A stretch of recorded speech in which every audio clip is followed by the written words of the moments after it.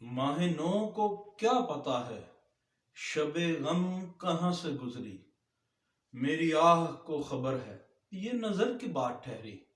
और मौलाना फजलुर रहमान साहब ने कहा है कि इलेक्शन अगर थोड़ा आगे हो जाएंगे तो कोई कयामत नहीं आ जाएगी।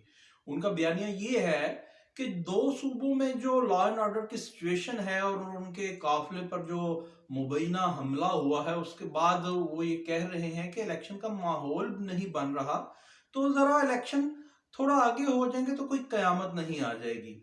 अब ये उन्हें क्या पता कि जहां पे निगरान सेटअप इतना तवालत इख्तियार करे हम जैसे ममालिक में, वहां पे क्या गुजरती है अवाम आमा पे।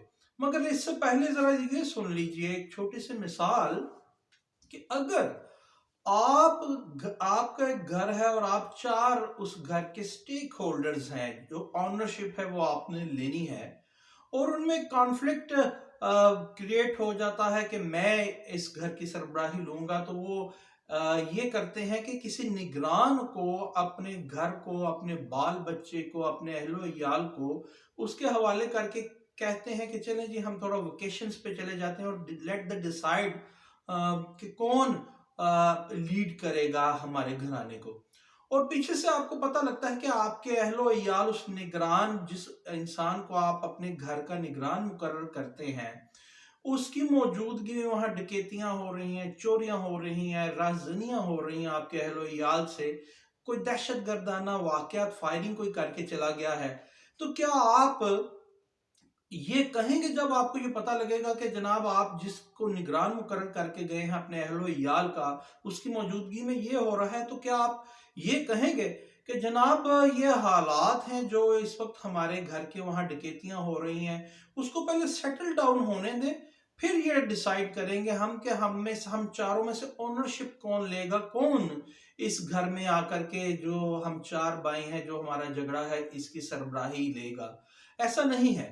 वो फौरन ये कहेंगे कि जनाब वो ओनरशिप लेंगे कि हमारे घर में डकैतियां हो रही हैं, और हम फौरन जाके ओनरशिप लें और इसको हम खुद से सुधारें।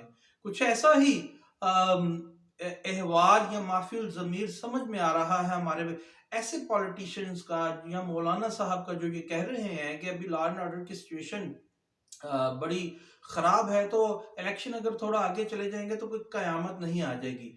और पहले ही कहते थे इस्टेब्लिशमेंट को कि जनाब ये लोग लाडली को लाए हैं, ये लोग जनाब इन लोगों ने एक सिलेक्टेड आदमी को सिलेक्ट करके लेकर के आए हैं और इस्टेब्लिशमेंट बुरी थी।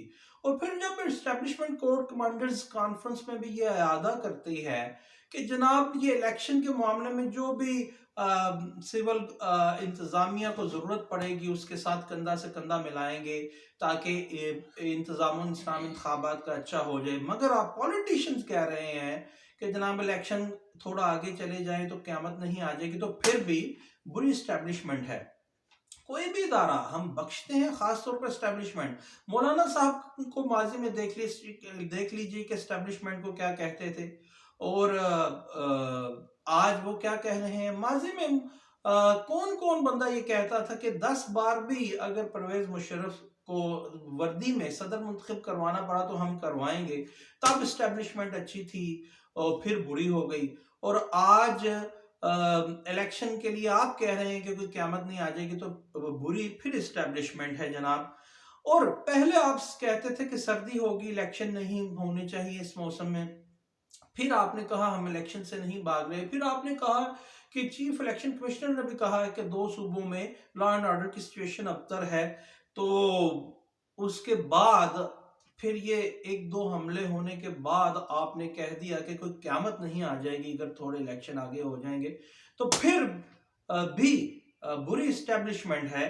और जनाब सुप्रीम कोर्ट ये कहता है कि इलेक्शन करवाएं 8 फरवरी को, और इलेक्शन कमीशन पहले लीतो लाल करता रहता है, पहले उसके पास फंडिंग नहीं होती, उसके पास फिर वो मर्दमशुमारी का वक्त नहीं होता, फिर नई मर्दमशुमारी पे होना चाहिए जनाब ये इलेक्शन।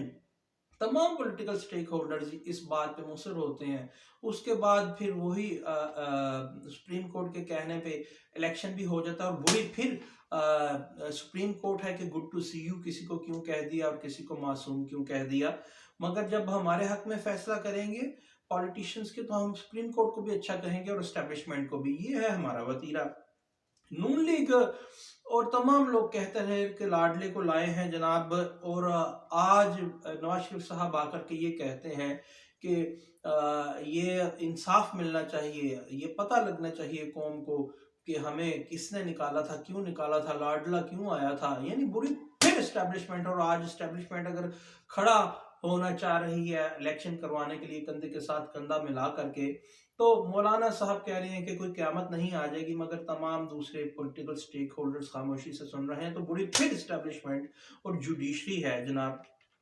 और इलेक्शन और सबसे बड़ी बात यह है कि अगर इलेक्शन नहीं होते तो नवाज शरीफ साहब जो वापस आए हैं, जो अज़ाइम लेकर के, जो अपने ख्वाब लेकर के, वो इस सूरत हाल में पाकिस्तान मुस्लिम लीग नून का मुस्तकबिल क्या होगा। इस सूरत हाल में अगर इलेक्शन थोड़ा तवालत इख्तियार कर लेते हैं तो इस सूरत हाल में पाकिस्तान पीपल्स पार्टी का क्या मुस्तकबिल होगा।